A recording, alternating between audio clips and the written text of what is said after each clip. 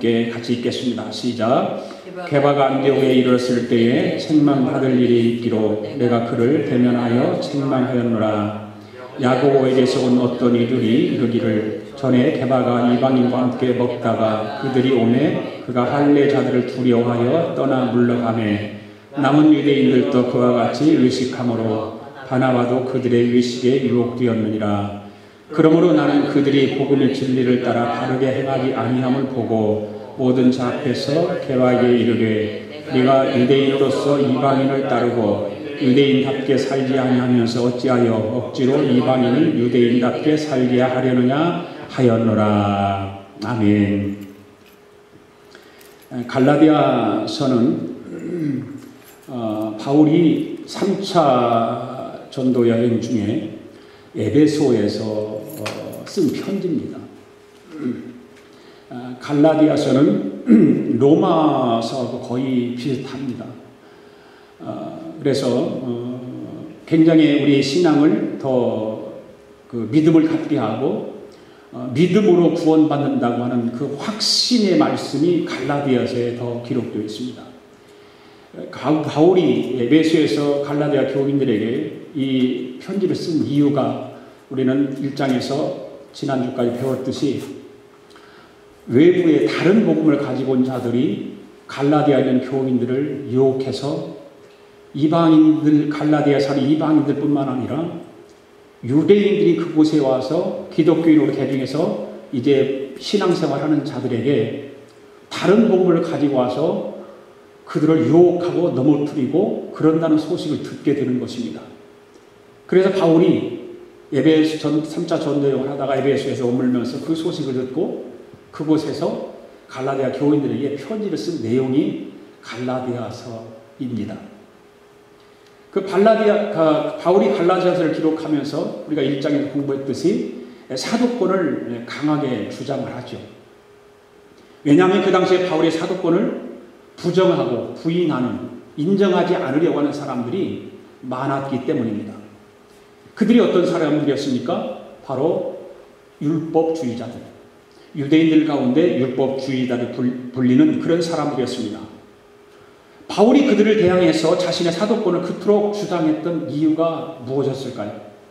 바울의 사도권을 부인하는 율법주의자들로 인해서 바울이 전한 복음이 왜곡되고 거부될 위험에 처했기 때문에, 그래서 갈라디아 교인들에게 이 편지를 쓰면서 그 부분을 바울이 1장에서 굉장히 강조를 하고 강한 어조로 말하죠. 좀 무섭게 말을 하는 것입니다. 부드럽지 못합니다. 갈라디아서는 그러니까 전체적으로 바울이 그 율법주의자들이 유혹되어져 있는 갈라디아 교인의 편지를 쓰는 내용이기 때문에 굉장히 어떤 사랑하고는 좀 멀리 떨어져 있는 그런 복음을 강하게 심어주고 전하는 그런 내용의 말이기 때문에 복음이 훼손되지 않게 하기 위해서 강한 어조로 이렇게 말하고 있습니다. 그래서 바울은 어쩔 수 없이 자신의 사도권을 강하게 주장을 하고 있는 것입니다. 그러면서 바울이 갈라디아서 1장에서 자기의 사도권이 예루살렘에 있는 사도들과는 독립적으로 하나님께서 주어진 것이라고 하는 것을 강조했던 것을 우리가 배웠습니다. 이를 위해서 그는 자기가 처음으로 예루살렘을 방문했을 때 그곳에서 14~15일을 머물러 있었고 그 기간 동안에 베드로와 주의 형제 야고보와 또 다른 어떤 사도들을 만나지 못하였다라고 밝혔습니다. 그 뒤에 그는 수리아와 길리기아에서 복음을 전하였는데 그때도 예루살렘의 사도들과 아무런 접촉이 없었다라고 밝히고 있습니다. 그리고 난 후에 바울은 갈라디 2장에 들어와서 자신의 사도권과 그가 전한 복음이 예루살렘 사도들을 비롯해서 예루살렘 공의회에서 공적으로 그게 인정되었다라고 그렇게 지난 우리가 배웠지 않습니까? 그거를 밝히는 거예요. 나는 이미 예루살렘 공의회에서 내가 사도가 된 것을 이미 인정했다. 내가 전한 복음이 아무 문제가 없다라고 하는 것을 인정받았다고 밝혔던 것입니다. 이제 오늘 본문에서 바울은 예루살렘 사도들의 수장격인 베드로가 신앙의 원리 면에서 잘못되었을 때에 자신이 그를 단호하게 책망했던 일을 밝히고 있는 거예요. 네. 베드로가 지금 안디옥에 왔어요. 안디옥에 오늘 본문에 보니까 베드로가 안디옥에 왔어요. 게바가 안디옥에 왔다 그렇게 말하고 있잖아요. 그 베드로가 안디옥에 왔는데 안디옥에 와가지고 하는 소식을 들으니까 이건 아니에요. 그래서 바울이 단호하게 책망했던 일을 밝히고 있죠. 그렇게 함으로써 바울은 자기의 사도권이 베드로보다 조금 더 못하지 않다. 그런 사실을 보여주고 있습니다. 말하자면 바울은 갈라디아서 2장 1절부터 10절에서는 자신의 사도권을 수동적으로 이렇게 입증했다면 오늘 본문에서는 바울의 사도권을 능동적으로 입증을 하고 있는 그런 내용의 말씀이 오늘 본문의 말씀입니다. 우리가 지난 시간에 살펴본 대로 율법주의자들은 예루살렘에 있는 사도들을 어떤 자들이라고 했다고 그랬죠? 유명한 자들이다. 그렇게 말했잖아요. 유명했다. 네. 그것은 왜 그렇게 말을 했다고 그랬습니까? 바울을 무명한 자로 만들기 위해서, 무명한 자로 깎아내리기 위해서 예루살렘에 있는 사도들을 유명한 자라고 인정하고 시켜 세웠던 것입니다. 그런데 바울은 오늘 본문에서 자기가 오히려 베드로를 책망했던 사실을 들어서 자기를 무시하고 있는 율법주의자들의 불순한 의도를 완전히 그냥 박살내버리는 거예요. 깨트려버리는 것입니다. 오늘 보면 흔히들 안디옥의 에피소드다 그런 어떤 부르고 있는 일명 안디옥에서 생긴 어떤 일화다 그런 말입니다. 안디옥에 생긴 일화가 오늘 본문의 말씀이에요. 이제 바울과 바나바 그리고 그들이 데리고 갔던 디도는 예루살렘에서의 공의를 마치고 다시금 안디옥으로 돌아왔습니다. 안디옥으로 돌아왔어요. 그 당시 안디옥은 로마라든지 알렉산드리아라든지 이런 큰 대도시가 있는데 그 로마와 알렉산드리아 그 다음에 안디옥이 세 번째로 큰 도시였습니다. 안디옥이 두 개 있죠. 바울의 전도 여행지를 보면 수리아 안디옥과 비시디아 안디옥이 두 개가 있어요. 오늘 우리가 이야기하고 있는 이 안디옥은 비시디아 안디옥입니다. 그래 갈라디아 지역에 비시디아 안디옥이 있고 버가가 있고 더베가 있고 그렇게 네 개 도시가 있지 않습니까? 그 도시 가운데 비시디아 안디옥에서 생긴 일입니다. 그렇게 안디옥은 큰 도시였어요. 작은 도시가 아니었습니다. 그래서 이 안디옥 교회는 이방 지역에서 최초로 세워진 교회가 바로 안디옥 교회입니다. 이방 지역 가운데 세워진 교회 가운데. 그래서 바울과 바나바는 여기서 다른 세 사람의 도움을 받아서 함께 그 교회를 돌보고 있었던 것입니다. 그때 함께 돌봤던 사람이 누구냐면 한번 성경을 한번 우리가 찾아보는 것이 더 좋겠죠. 오늘 본문 제목이 베드로를 책망하다. 바울이 베드로를 책망했던. 그래서 우리가 그랬고요. 그 다음에 사도행전 13장 1절에 한번 읽어봅시다. 시작. 안디옥 교회 선지자들과 교사들이 있으니 곧 바나바와 니게르라는 시몬과 구레네 사람 루기오와 분봉왕 헤롯의 젖동생 마나엔과 미사울이라. 그리고 여기서 바나바와 바울을 빼고 난 나머지 세 사람이 또 있죠. 그들과 함께 이 안디옥 교회를 돌봤던 것입니다. 그러면 오늘 본문에서 바울은 자신의 사도권을 어떻게 입증하고 있는지를 좀 더 자세하게 살펴보기를 원하는데 오늘도 본문 말씀 가운데 세 대지로 나눠서 말씀을 드리려고 합니다. 베드로를 책망했다는 사실을 밝히고 11절에 보면 베드로를 책망했어요. 그 다음에 두 번째는 12절과 13절에 보면 베드로의 책망받을 행동이 무엇이었는가 그것을 밝히고 있고요. 그 다음 14절에서는 베드로를 어떻게 책망했는가를 밝히고 있습니다. 첫째로 베드로를 책망했다고 하는 사실을 바울이 밝히고 있지 않습니까? 11절 말씀 우리가 읽겠습니다. 시작. 게바가 안디옥에 이르렀을 때에 책망받을 일이 있기로 내가 그를 대면하여 책망하였노라. 책망받을 일이 있기로 내가 대면하여 책망했다 이렇게 말하고 있습니다. 게바는 베드로입니다. 게바는 베드로입니다. 두 가지 이름을 가지고 게바, 베드로 이렇게 가지고 있는데 베드로가 언제 그리고 무슨 목적으로 안디옥에 왔는지는 본문에서 밝혀지지는 않아요. 그런데 여러 가지 이렇게 상황을 찾아보면 아마 선교 차원에서 안디옥에 왔을 것 같아요. 그런데 예루살렘 공의에서 베드로와 바울이 교제의 악수를 하면서 서로 간에 합의한 사항이 있지 않습니까? 그 합의한 사항이 뭐였죠? 베드로는 유대인들에게 복음을 전하도록 되어 있고 바울은 이방인들에게 복음을 전했다 그 말입니다. 그러니까 베드로는 할례 받은 유대인들에게 복음을 전할 책임이 있고 바울은 아직 복음을 알지 못하는 이방인들에게 복음을 전해서 알리게 하는 책임이 그들에게 있었다고 하는 것. 그 교제 약속을 나누면서 두 가지 분담을 했던 것이죠. 그런데 베드로가 안디옥에 왔습니다. 안디옥 교회는 이방인들로 이루어진 교회입니다. 그런데 베드로는 이방인들하고는 아무 상관없어요. 이방인들의 복음을 전해야 될 책임도 없어요. 그런데 와서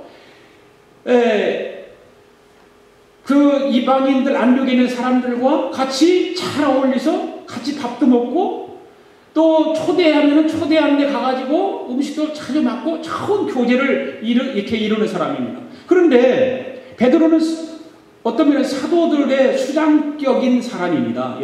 나이도 많고 수장격인 사람인데 바울이 베드로를 사람들이 보는 앞에서 대놓고 책망을 했다 그 말이에요. 책망을 했다. 네, 책망을 했어요. 그렇다면 왜 베드로를 책망했을까? 오늘 11절에 보니까 게바가 안디옥에 이르렀을 때 책망받을 일이 있다는 겁니다. 책망받을 일이 있어서 책망했다는 것입니다. 베드로가 분명 책망받을 일을 한 것은 사실입니다. 왜 그러냐 본문에 기록한 것을 보면. 그래서 바울은 복음의 진리를 지키기 위해서 베드로의 잘못을 그냥 넘어가지 않고 단호하게 자기보다 나이가 많고 사도들 가운데 수장격인 베드로를 책망했다는 사실입니다. 여기서 우리는 바울의 분명한 소신과 바울의 담대함과 그리고 베드로의 겸손함을 똑같이 우리는 볼 수가 있습니다. 예, 책망하는 베드로를 봅니다. 복음에 대한 그 아주 엄격한 그 베드로의 그 사도직을 우리는 볼 수 있습니다. 그런데 자기가 나이도 더 많고 그 사도들 가운데 수장격인 그 베드로를 보면 또 겸손합니다. 그렇게 나이 어린 바울에게 책망을 듣고도 나중에 보면 아무 말도 하지 않죠. 이런 거 보면서 우리나라의 기독교 역사에 주기철 목사님과 조만식 장로님의 일화를 우리가 생각해 볼 수가 있습니다. 주기철 목사님은 순교자 아닙니까? 순교자. 조만식 장로님은 누굽니까? 용산고등학교 교장 선생님이었거든요. 근데 주기철 목사님과 조만식 장로님 사이에 그런 용산학교 아니 오산학교의 어떤 재학 그 시절에 있었던 그런 장로님 있고 주기철 목사님은 은사였고 그렇습니다. 주기철 목사님의 은사가 조만식 장로님이에요. 그러니까 주기철 목사님 목사하면서 자기네 교회 장로님인데 은사란 말입니다. 자기는 그 밑에서 배운 사람입니다. 그런데 그 당시만 해도 그 민족의 지도자로 존경을 받았던 분이 조만식 장로님이거든요. 상당히 어떤 인정을 받고 나라에서부터도 인정을 받고 모든 기독교에서도 인정을 받던 그런 사람입니다. 그런데 그렇게 외모로 보나 뭐 연배로 보나 유명도로나 보나 조만식 장로님이 당연히 위인 것입니다. 그렇잖아요. 직책만 목사하고 장로 그 차이지 모든 면에 봐서는 목사이지만 조만식 장로님을 존경하고 해야 될 그런 입장입니다. 그런데 어느 주일날 예배 시에 조만식 장로님이 어떤 손님을 이렇게 급하게 만난 바람에 예배 시간이 늦었어요. 예배 시간이 늦게 왔어요. 그래서 지금 주기철 목사님 강단에서 이렇게 설교를 하고 있는데 조만식 장로님이 저기 저 문 열고 들어오는 거 보인 거예요. 보여서 그냥 뒤에 앉았으면 괜찮은데 앞으로 올라오고 걸어오는데 그래서 딱 스탑시킨 거예요. 장로님을 스탑시켜서 장로님 그리고 대자마자 하시는 말씀 장로님 예배에 본인이 되셔야 할 장로님이 예배에 늦게 오시면 됩니까? 그리고 늦게 오셨으면 뒤에서 조용하게 살포시 앉아서 예배 드리면 되지 꼭 앞에까지 오시려고 그렇게 하십니까? 뭐 교인들이 지금 다 조용하게 예배 드리고 설교 듣고 있는데 그렇게 책망을 한 거예요. 그때 조만식 장로님은 예배 시간 내내 그리고 뒷자리 그냥 앉게 만들어서 일단 예배를 드리는 거예요. 그래서 조만식 장로님 뒤에 앉아서 조용하게 예배를 드렸습니다. 예배가 끝난 뒤에 그리고 조만식 장로님이 또 앞으로 걸어 나오셔가지고 교인들에게 이런 이야기를 합니다. 교우 여러분 죄송합니다. 모든 면에서 본이 되어야 할 장로가 예배에 늦게 와서 무엇이라 드릴 말씀이 없습니다. 아울러서 목사님의 마음을 불편하게 해드려야 할 장로가 도리어 목사님의 마음을 아프게 해드려서 너무 죄송합니다. 앞으로는 이런 일이 2번 다시 없도록 하겠습니다. 라고 교인들에게 또 목사님에게 정식으로 사과하고 용서를 빌었던 것입니다. 이 조만식 장로님의 겸손한 그 모습을 보면서 모두가 조만식 장로님을 더욱더 존경하게 되었다는 사실이죠. 그렇게 훌륭한 장로님이 계셨기 때문에 주기철 목사님이 또한 순교자의 반열에 들 수 있었지 않을까요? 그렇지 않겠습니까? 사랑하는 여러분, 지금 바울이 베드로를 책망했던 그 사실들을 들어서 의도하고는 바가 뭐냐면, 그는 갈라디아 1장에서는 자신의 사도권이 예루살렘에 있는 사도들과는 독립적이었다라고 하면서 밝히고 있는 것입니다. 예. 저들은 사람들에 세워졌지만, 우리 1장에 배웠잖아요. 바울 자신은 나는 사람으로서 세워진 것이 아니고 누구 들어서 받은 것도 아니고 나는 하나님으로부터 받았다. 그렇게 이야기하고 있지 않습니까? 그걸 지금 이야기하는 것입니다. 그래서 갈라디아 2장에 들어와서 그는 먼저 예루살렘 공의회에서 결정된 일을 설명하면서 자신의 사도권이 예루살렘 사도들과 동등함을 주장했습니다. 예. 그러니까 나는 그렇게 받은 사람인데 너희들이 나를 무시하고 내가 하는 말을 인정하지 않으려고 하는데, 그러면서 틀리지 않다. 그 유대인들에게 지금 그 이야기하고 있는 거 아닙니까? 그런데 오늘 본문에서는 베드로가 잘못 되었을 때 그가 자기의 책망을 받았다는 사실을 지금 말하고 있는 거예요. 그렇게 함으로써 바울은 자기의 사도권이 예루살렘에 있는 사도들보다 오히려 우월하면 우월했지 열등하지 않다고 주장하고 있는 거예요. 그런데 그들은 자꾸 바울의 사도권을 무시하는 거 아닙니까? 우리도 바울처럼 오직 하나님만 바라볼 수 있기를 원합니다. 하나님만. 그래서 바울은 갈라디아서 1장 10절에서 말씀하고 있는 바와 같이 그는 사람을 기쁘게 하는 종이 아니라 오직 하나님을 기쁘게 하는 종이 되기를 바랬던 것이죠. 그래서 그는 그토록 그 복음을 고수하고 복음 때문에 담대하고 복음 때문에 이렇게 지금 가고 있는 거예요. 복음 때문에. 그 복음 한 가지 때문에. 우리도 늘 하나님을 바라보는 가운데 바울처럼 모든 면에서 떳떳하고 소신 있게 처신할 수 있기를 바랍니다. 소신이 있어야 돼요. 모든 우리 하나님 믿는 사람 소신이 있어야 돼요. 이걸 보면 이리 갔다가 저걸 보면 저리 갔다. 손이 잡히는 거 보면 또 뒤집어졌다가. 그런 것이 아니라 복음에는 소신이 있어야 되는 것입니다. 변질되면 안 됩니다. 예. 아울러서 우리는 베드로처럼 우리의 잘못을 잘못으로 인정할 수 있는 겸손함도 배울 수 있어야 되는 것입니다. 어떤 책망이 주어지더라도 내가 잘못한 것이라면 그걸 인정하고 겸손하게 받아들이는 그러한 믿음의 사람들 되기를 원합니다. 두 번째로는 책망받을 행동이 무엇인가를 지금 밝히고 있는데 12절과 13절 말씀 가운데 있습니다. 12절 말씀 먼저 읽어볼까요? 시작. 야고보에게서 온 어떤 이들이 이르기 전에 게바가 이방인과 함께 먹다가 그들이 오매 그가 할례자들을 두려워하여 떠나 물러가매.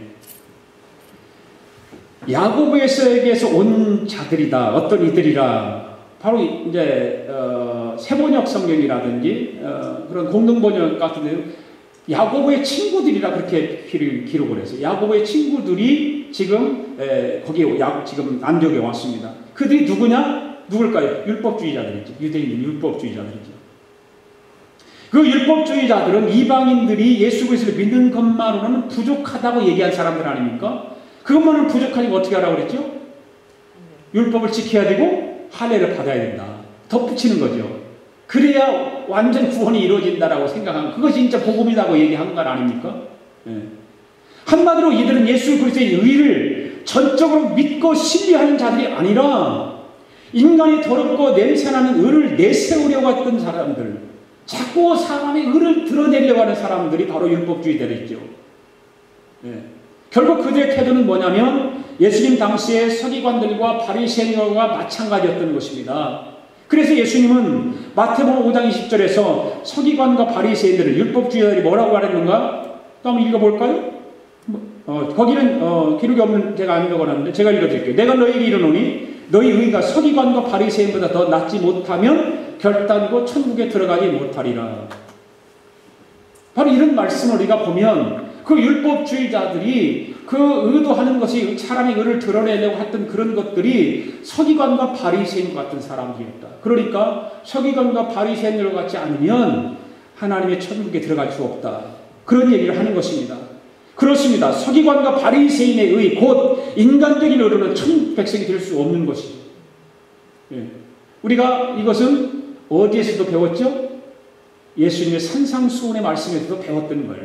산상수훈에서 계속해서 예수님은 그런 율법주의자들이라든지 이단이라든지 어떤 유대교라든지 그 서기관과 바리새인들에게 향해서는 계속해서 그 하나님의 의를 얘기했던 것이죠. 그래서 비로소 천국 백성이 될 수 있는 것은 예수 그리스도의 의를 믿음으로 받아야 한다는 것입니다. 할렐루야. 예. 그러기에 우리는 예수 그리스도의 증인이 되어서 힘써 복음을 전해야 될 줄로 믿습니다. 오늘 본문에 나오는 율법주의자들은 자기들이 야고보에게서 왔다고 주장을 하고 있어요. 지금 야고보에게서 온 어떤 이들이 그렇게 야고보였잖아요. 그러나 그것은 아마 여기서 기록을 읽겠지만 실질적으로는 이게 거짓이 아니었을까, 그렇게 생각도 해봅니다. 갈라디아서 2장 9절에 보면 예루살렘 공의회에서 야고보는 바울과 교제 약속을 나누었던 사람이 아닙니까? 같이 교제했습니다. 그런 야고보가 율법주의자들을 안디옥에 데려올 리가 없잖아요. 그렇잖아요. 데려올 리가 없죠. 네. 그러니까 율법주의자들은 잘못된 가르침을 전하고 있을 뿐만 아니라 자기들이 예루살렘 교회의 기둥인 야고보에게서 보냄을 받았다고 서슴없는 거짓말을 지금 하고 있지는 않은가. 그렇게 저는 생각을 해요. 거짓말하고 있다, 이거는. 아무튼 그들이 안디옥에 오기 전까지는 어떤 상황이었습니까? 오늘 보면 12절 상반절에 보니까 게바가 이방인과 함께 먹다가, 거기 나오죠. 22절 중간에 게바가 이방인과 함께 먹다가, 이 말 굉장히 잘 여겨야 돼요. 여기서 사용된 먹다라고 하는 그 동사의 시제가 미완료형입니다. 미완료형. 반복적인 동작을 나타낼 쓰는 시제입니다. 그러니까 베드로는 그동안에 이방인들과 아무런 관계없이, 꺼리낌 없이 이 집에서 저 집에서 저 집에서 저쪽 집에서 다니면서 같이 식사하고 교제했다, 그 말이에요. 한 군데서 하고 마친 것이 아니라 계속해서 그렇게 해왔다는 것입니다. 베드로가 안디옥을 방문했을 때 안디옥에 있는 교인들은 귀한 손님이 왔다고 아마 정성을 다해서 베드로를 극진히 대접했을 것입니다. 그때마다 베드로는 초청에 응해서 다 성도 돌아가면서 그 초청을 받고 초청에 응해서 같이 식사하고 그랬습니다. 아주 웅숭한 대접을 했고 또 받았을 것입니다. 그런데 그들의 식탁에는 어떤 것들이 있을까요? 베드로가 볼 때는 구약에서 말하는 유대교주의자들이 말하는 율법주의자들이 말하는 그 식탁에는 부정한 음식도 있을 것이야. 그렇죠. 부정한 음식, 먹으면 안 되는, 율법주의자들이 말하는 부정한 음식 분명히 있었을 것입니다. 그런데 그 전통적으로 먹지 않는 음식이 있을 수 있는데, 그런데 베드로는 음식에 관해서는 예수님께서 가르쳐 주신 것을 잘 알고 있기 때문에 그냥 먹은 거예요. 예수님께 가르쳐 주신 것이 있거든요. 이 베드로는 예수님의 가르침을 통해서 또 자기가 받은 환상을 본 거 있잖아요. 베드로 환상을 받은 것을 통해서 이방인들과 식탁의 교제를 나누는 것이 하나님의 뜻과는 전혀 어긋나지 않는 것이다. 그러고 그렇게 베드로는 생각을 하고 알고 있었던 것입니다. 그래서 베드로는 한동안 안디옥에서 아무런 꺼리낌 없이 이방인들과 식탁을 나누면서 교제를 할 수 있었던 것입니다. 그런데 그 뒤가 문제가 생긴 거예요. 무슨 문제가 생겼습니까? 바로 율법주의자들이 그 안디옥에 온 거예요. 그 안디옥에 왔는데 그들은 자기들이 주의 형제요, 그 당시 예루살렘 교회 당회장으로 할 수 있는 야고보를 통해서 보냄받았다라고 주장합니다. 그때 베드로가 어떤 행동을 합니까? 깜짝 놀랬겠죠. 그들이 올 줄을 몰랐겠죠. 그러니 그들이 오니까 12절에 떠나 물러가매, 밥을 먹다가 식탁에 벌떡 일어나고 떠나가버린 거예요. 떠나가버린 거예요. 바로 여기 떠나가매라고 하는 역시 미완료형 시제입니다. 반복적인 동작을 나타내는 것입니다. 말하자면 베드로는 이런저런 핑계를 대면서 안디옥 교회 성도들의 식사 초청에 그 다음부터는 응하지 않은 거예요. 왜? 지금 예루살렘에 있는 그 유대교 율법자들이 거기 안디옥에 지금 왔어요. 그러니까 다른 초청하는 곳이 많이 있는데 그 다음부터는 안 간 것입니다.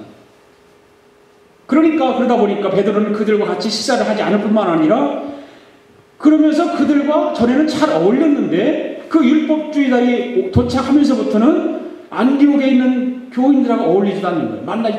교제도 안 하는 거예요.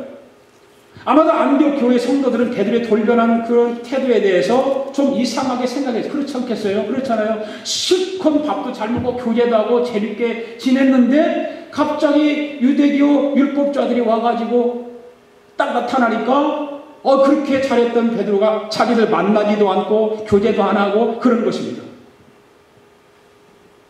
그러면 베드로가 이방인들과 식탁의 교제를 잘하다가 갑자기 그것을 꺼리끼는 행동을 하게 된 이유는 무엇일까?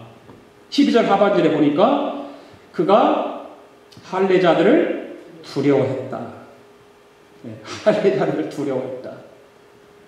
그리고 율법자들을 두려워했다 그 말입니다. 베드로가 그들로부터 생명을 위협을 받아서 두려워하는 것이 아닙니다. 지금 안디옥 교회에 온 율법자들도 명목상으로는 기독교인들입니다. 그렇죠? 네. 그들은 그 옛날에 바울처럼 어떤 대제사장의 공문을 받아서 기독교인들을 체포하고 기독교인을 잡아가지고 감옥에 넣고 어떤 고문하고 그런 고난은 없는 사람들이지만 그들이 할 수 있는 일이라고 하는 것은 기껏 베드로의 그런 모습을 보면서 베드로를 비웃고 베드로에 대해서 나쁜 이야기를 퍼뜨리려고 하는 사람들. 예. 그런 사람들이죠. 그 정도의 사람들. 그래서 베드로는 그 정도의 일로 두려워한 거예요.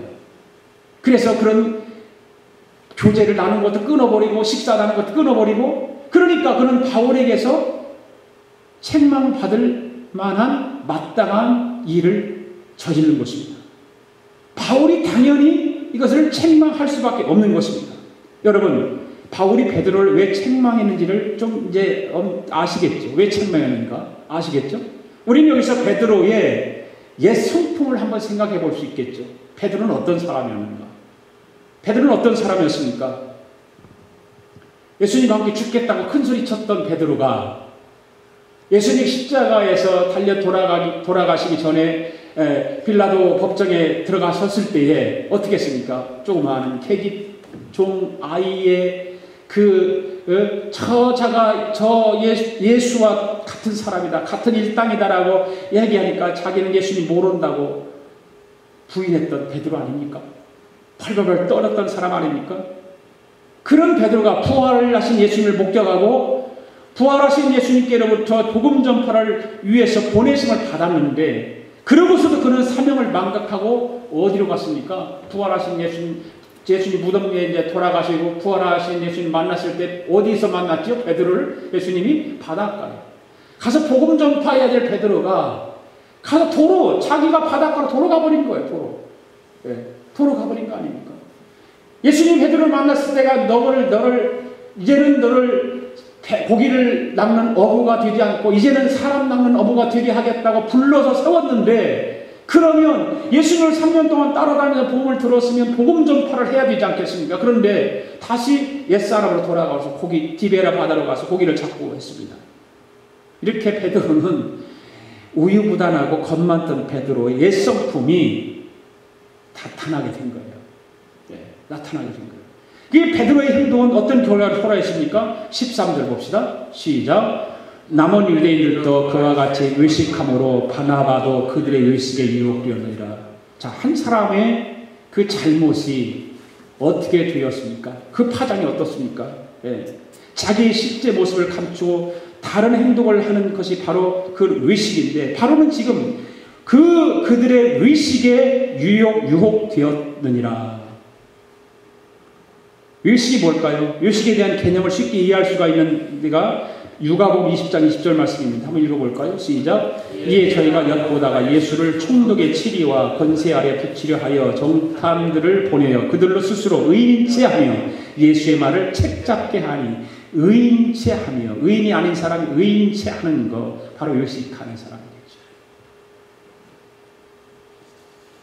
실제로 아니면서 스스로 무엇인 채 하는 것이 바로 의식 아닙니까?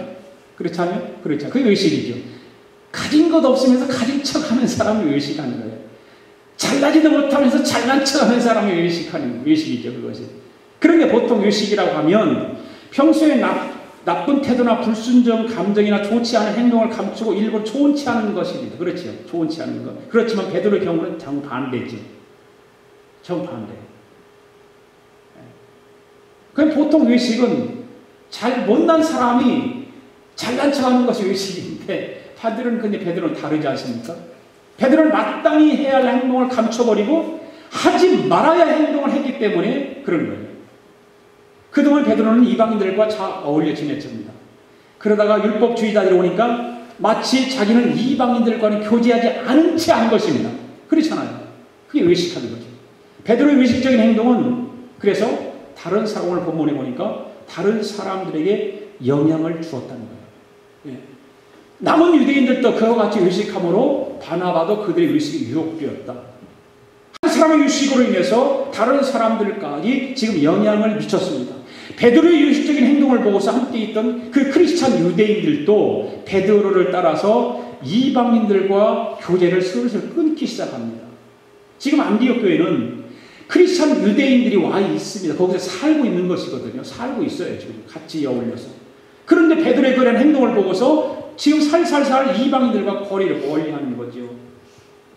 그러더니 바울의 동역자로서 그 누구보다도 바울을 이해를 잘하고 그렇게 했더니 그 바나바까지도 그들의 외식적인 행동에 그만 넘어가 버리고 마는 거예요.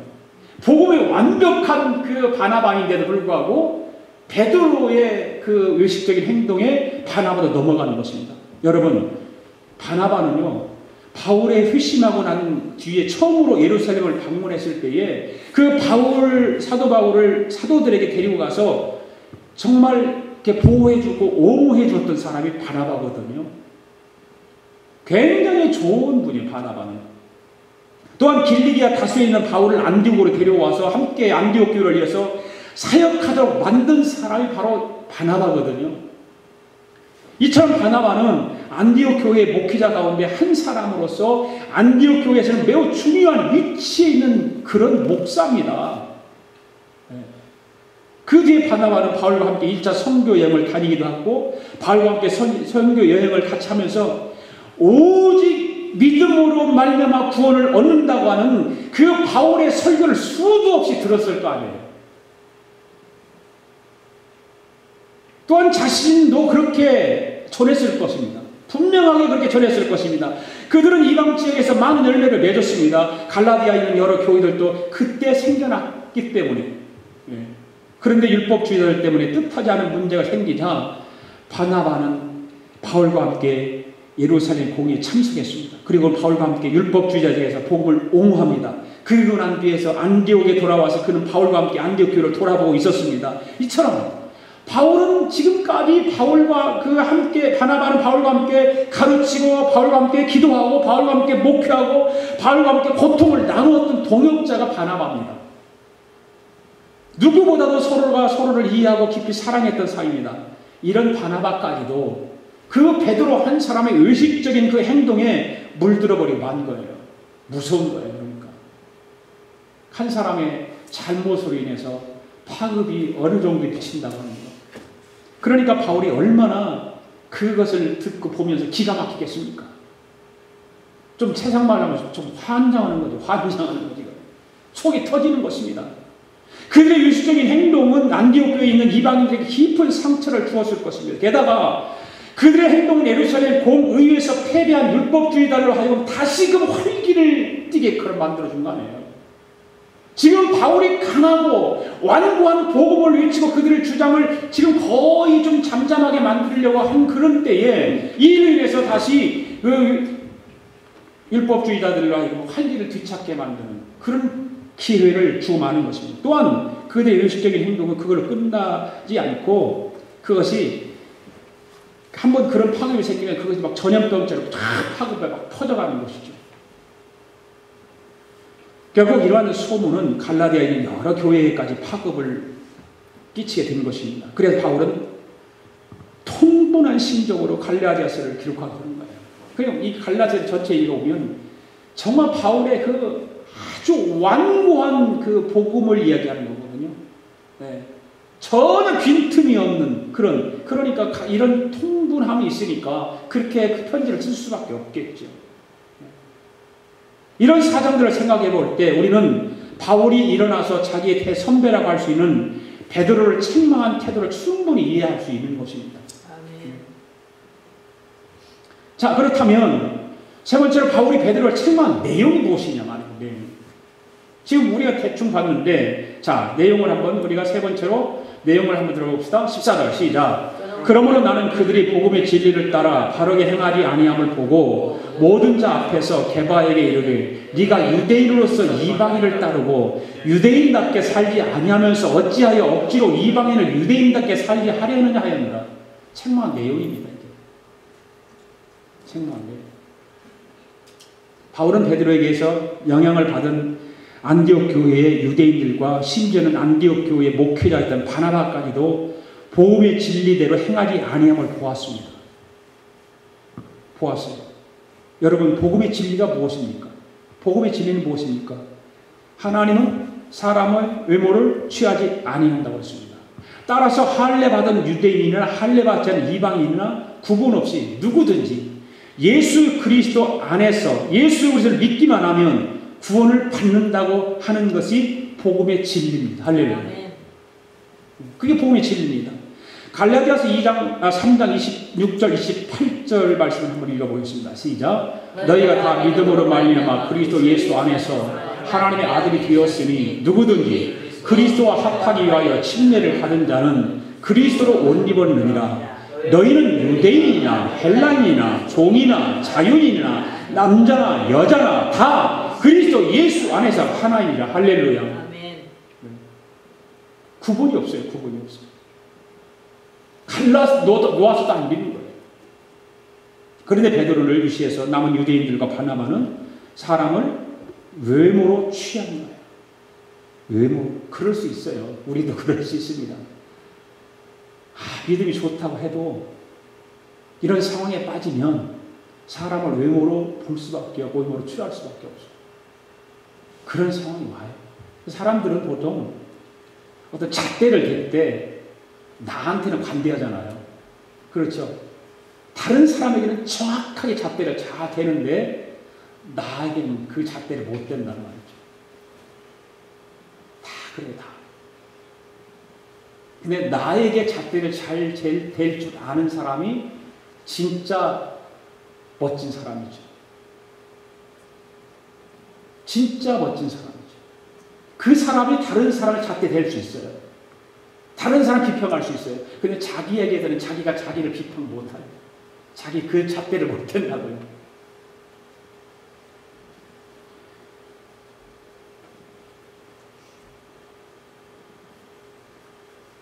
베드로를 유시한 남은 유대인들과 바나바는 사람을 외모로 취했습니다. 그들은 그 순간 하나님을 기쁘시게 하는 종들이 되지 못했습니다. 하나님을 기쁘시게 해야 될 그 종들이 사람을 외모로 취하면서부터 하나님을 기쁘시게 하는 종들이 못 되고 누구를 기쁘게 했습니까? 사람을 기쁘게 하는 거죠. 그러니까 결국은 사람의 종이 되는 것입니다. 왜냐하면 그들은 지나치게 율법주의자들을 의식했기 때문에 그래요. 바울과 같이 그 복음의 진수를 정말 뜨겁게 열정적으로 가지고 있었다면 그 율법주의자들이 안독에 와서도 개의치 않고 교제하고 먹고 이렇게 했어야 되는 거죠. 그 외모로 사람을 취하니까 율법주의자들을 의식하지 않을 수 없는 거죠. 그러니까 교제하다가 먹다가 뻘떡 일어나서 가버리는 거예요. 바울은 그들의 복음의 진리를 따라서 바로 행하지 아니하는 것을 보고서 뭐라고 말합니까?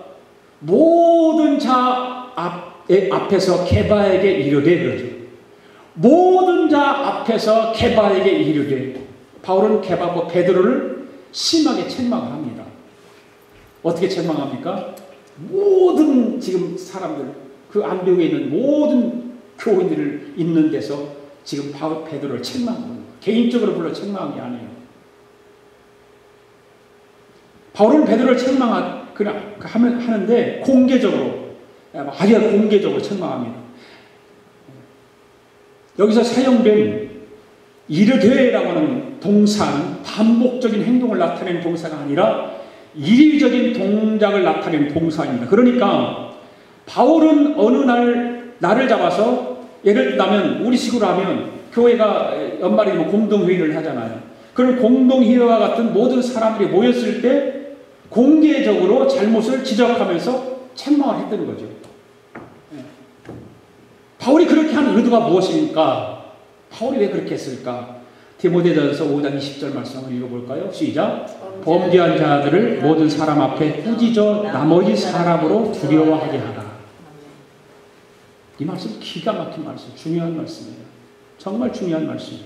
모든 사람으로 하여금 복음의 진리를 따라 행동하도록 하기 위해서 베드로를 모든 사람 앞에서 책망하게 되었다는 말이에요. 그렇습니다. 은밀하게 지은 일은 은밀하게 회개하면 되겠죠. 그렇죠. 사람들 아무도 보지 않는 그런 죄를 지었으면 은밀하게 그냥 회개하면 됩니다. 그러나 공개적으로 지은 죄는 공개적으로 책망을 받아야 하는 것입니다. 왜? 다른 사람으로 두려워하게 하기 위해서. 다른 사람으로 하여금 다시는 그런 공개적인 죄를 짓지 않게 하기 위해서. 그러면 바울은 베드로를 어떤 말로 책망을 했습니까? 14절 하반절에 시작. 네가 유대인으로서 이방인을 따르고 유대인답게 살지 아니하면서 어찌하여 억지로 이방인을 유대인답게 살게 하려느냐. 바로 이렇게 책망을 한 것입니다. 베드로가 안디옥에 처음 왔을 때 그는 안디옥 교회의 이방인 성도들이 초청하는 대로 그들의 가정을 아무런 꺼리낌 없이 방문하고 다녔습니다. 그리고 베드로는 그들이 차려주는 대로 잘 먹었습니다. 베드로는 유대인으로서 기꺼이 이방을 쫓았습니다. 그는 율법의 얽매인 다른 유대인답게 살지 않았습니다. 다른 유대인들은 이방인들과 상종하지 않을 때입니다. 밥 먹는 거 이거 있을 수 없는 얘기입니다. 그런데 베드로는 그렇게 했습니다. 그러더니 그렇게 하던 베드로가 율법주의자에게 오니까 안독에 오게 되니까 그 태도가 돌변한 것입니다. 그렇게 그런 걸 다 복음으로 다 이제 하나가 되게 만들면서 그렇게 하던 행동이 율법주의자들이 오니까 다 그 태도가 돌변했습니다. 그는 더 이상 이방인 성도들과 교제하려고 들지 않았습니다. 결국 이와 같은 베드로의 행동은 무엇을 뜻합니까? 이방인들을 억지로 유대인답게 살도록 만드는 것이었어요. 결과적으로. 다시 말해서 이방인들이 유대인들과 교제를 하기 위해서는 할례를 받아야 하고 이방인들도 율법을 부정하다고 주장할 음식들을 먹어서는 안 된다는 율법주의자들의 주장을 그대로 수용한 셈이 되고 마는 거예요. 결과적으로. 그래서 바울이 갈라디아서 5장 1절에서 이렇게 말하고 있습니다. 시작. 그리스도께서 우리로 자유케 하려고 자유를 주셨으니 그러므로 굳세게 서서 다시는 종의 멍에를 매지 말라. 아멘. 베드로의 의식적인 행동은 결국 이방인들이 그리스도 안에서 얻게 된 자유를 상실하게 만들어버려요. 그 행동 하나가. 다시금 율법에 얽매이도록 해서 종의 멍에를 지도록 만드는 셈이 되고 마는 것입니다. 다시는 종의 멍에를 매지 말아야 되는데 그렇게 끝까지 갔어야 되는데 그 행동 하나로 말미암아 다시 종의 멍에를 매게 만들어버립니다. 그래서 바울은 베드로를 유시한 남은 유대인들과 바나바가 복음의 진리를 따라서 바로 행하지 않았기 때문에 그 죽인 원인을 제공했던 베드로를 모든 사람, 그러잖아요. 책임이 베드로에게 있으니까 그 베드로를 불러다가 모든 사람 앞에서 공개적으로 책망을 했던 것입니다. 이해가십니까? 예. 여러분, 물론 바울이 베드로를 책망한 것은 바울이 베드로의 자리가 탐나서 그랬지 않았을 거예요. 그렇잖아요. 뭐 그 자리가 무슨 탐났겠습니까? 베드로에게 모욕을 줌으로 인해서 자기가 그 반대급의 명예를 얻기 위해서 그런 것도 아니었을 거예요. 베드로의 외식적인 행동으로 많은 사람이 악영향을 받아서 실족할 수 있기 때문에 그를 책망함으로 인해서 그 복음의 진리를 바로 세워나가기 위해서 그 엄청난 일을 바울은 자기가 어떤 사람들로 화살이 다가올 수 있지 않습니까? 아우, 저 사람 되게 못됐어. 자기보다 나이도 많고 베드로의 수장격인 베드로를 불러다 놨고 이렇게 많은 사람에게 망신을 줄 수 있어. 어떻게 그렇게 할 수 있어? 그런 말 들을 수 있죠. 우리 같으면 당연히 그런 사람 바로 쫙 갈려가지고서 찬성하는 사람 반대하는 사람이 있을 수 있겠죠. 그런데 바울은 그러한 것까지도 다 감수할 각오를 세우고 복음의 진리를 세우기 위해서 그렇게 한 것입니다. 베드로는 그것을 알았기 또한 베드로의 좋은 점은 뭡니까? 아까 서두에서 말씀을 드렸지만 그 책망에도 불구하고 그 책망을 달게 받았다는 거예요. 그 두 사람 똑같이 위대한 사람이죠. 정말 복음을 위해서 헌신했던 사람, 그 초대교회 역사 속에서 이 두 사람의 이름이 들어가서 그 두 사람을 사역을 통해서 복음이 증거되었던 것을 보면 똑같이 책망한 사람도 책망을 받은 사람도 다 다른 의도가 없이 달게 받기도 하고 책망하기도 하고, 바울을 대항하는 말도 하지도 않고 바울에 대해서 책망에 대해서 아무런 변명도 하지 않고 오히려 그런 믿음의 형제들에게 바울을 높이 평가하면서 베드로 전후서를 기록하는 것을 볼 수가 있어요. 베드로후서 3장 15절 16절 말씀 읽어봅시다. 시작. 또 우리 주의 오래 참으심이 구원이 될 줄을 여기라. 우리 사랑하는 형제 바울도 그 받은 지혜대로 너희에게 이같이 썼고 또 그 모든 편지도 이런 일에 관하여 말하였으되 그 중에 알기 어려운 것이 더러 있으니 무식한 자들과 굳세지 못한 자들이 다른 성경과 같이 그것도 억지로 풀다가 스스로 멸망에 이르느니라. 베드로는 자기를 면박을 주었던, 그렇게 책망을 주었던 바울에 대해서 단 한 번도 사적인 감정을 말하지 않았습니다. 기록하지 않았습니다. 그럴 수 있지 않습니까? 감정이 속에 남아있으면 이 베드로 전후서를 기록할 때 그 한마디 기록할 수 있겠지 않겠어요? 나를 그렇게 망신을 주었다라고 하든지 이런 말을 쓸 수 있는데 오히려 자기의 공개적인 면박을 준 바울이지만 베드로는 그를 사랑하는 형제라고 부르고 있어요. 사랑하는 형제라고. 얼마나 멋져요. 복음의 사역자들은 바로 이런 것입니다. 이렇게 돼야 되는 것입니다. 우리는 여기서 다시 한번 베드로의 신앙적인 모습과 그의 겸손함을 보면서 우리의 모습을 반성하고 돌아보는 시간이 되었으면 합니다. 우리는 오늘 본문에 나타난 사실을 통해서 몇 가지 교훈을 받을 수 있습니다. 우선 베드로는 예수 그리스도의 위대한 사도임에는 틀림이 없는 사람입니다. 그러한 베드로도 복음의 진리를 따라 바로 행하지 못하는 그 잘못을 범했다는 사실입니다. 하물며 그 큰 인물도 그 위대한 사람도 얼마든지 잘못을 범할 수 있는데 우리는 어떻게 했어요? 우리는 수도 없이 이런 잘못을 저지르고 살아가는 사람들 아닙니까? 우리는 섰다가도 생각하지 말고 넘어질까 늘 조심해야 할 것입니다. 섰다고 자랑하지 말고 넘어질까 늘 조심해야 하는 것입니다. 우리는 복음의 진리를 따라서 바로 행할 수 있도록 늘 기도하면서 하나님의 돌보심을 받는 저와 여러분이 되어야 될 줄로 믿습니다. 아울러서 우리는 우리의 잘못된 행위가 우리 한 사람으로 끝나지 않고 그것이 다른 사람에게 전염이 되어서 악영향을 미치게 된다는 사실도 잊지 말아야 되는 거예요. 나 한 사람이 어떤 복음을 잘못 왜곡해서 전하게 되면, 내가 지난주일날 설교를 하기 전에 싸이의 영상을 보여줬다가 우리 식구들한테 아주 얼마나 혼났는지 몰라요. 맞아요. 그 말도 맞아요. 나는 그런 의도에서 한 것이 아닌데 내가 의도하고 보여주는 생각으로 전혀 관계없는 이야기를 하니까 그것도 맞구나. 이거 신중해야 되겠다라고 하더라고요. 그 일을 해서 한 사람의 영혼이 상처를 받는다면 책임은 저한테 있잖아요. 맞는 얘기거든요. 나는 의도는 그게 아니었지만 다른 사람은 그렇게 보지 않을 수 있지요.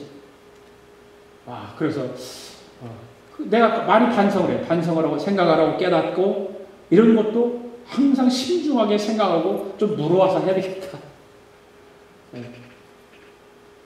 우리는 남에게 나쁜 영향이 아니라 좋은 영향을 줄 수 있도록 하나님과 사람 앞에서 늘 진실한 삶의 자세를 가져야 될 줄 압니다. 또한 우리는 여기서 지도자 한 사람의 역할이 얼마나 중요한가를 깨닫게 되죠. 그렇지. 지도자가 바르게 서느냐 바르게 서지 못하느냐에 따라서 그와 함께하는 많은 사람들이 막대한 영향을 받는다는 사실이죠.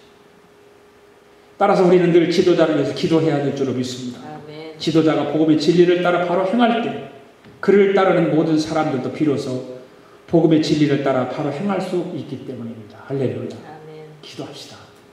하나님 아버지 감사합니다. 오늘도 복음의 말씀, 진리의 말씀 듣게 하시고 이 진리의 복음의 말씀을 참으로 우리 마음속에 새겨서 얼마나 한 사람의 그 말 한마디, 행동 하나가 많은 사람들에게 때로는 좋은 영향도 줄 수 있지만 나쁜 영향도 줄 수 있다라고 하는 사실 하나님 우리 잘 마음에 새기고 우리에게 맡긴 사명 잘 감당하여 늘 사람들에게 좋은 영향을 줄 수 있는 믿음의 사람들 되게 하여 주시옵소서. 감사드리며 예수님의 이름으로 기도드립니다. 아멘.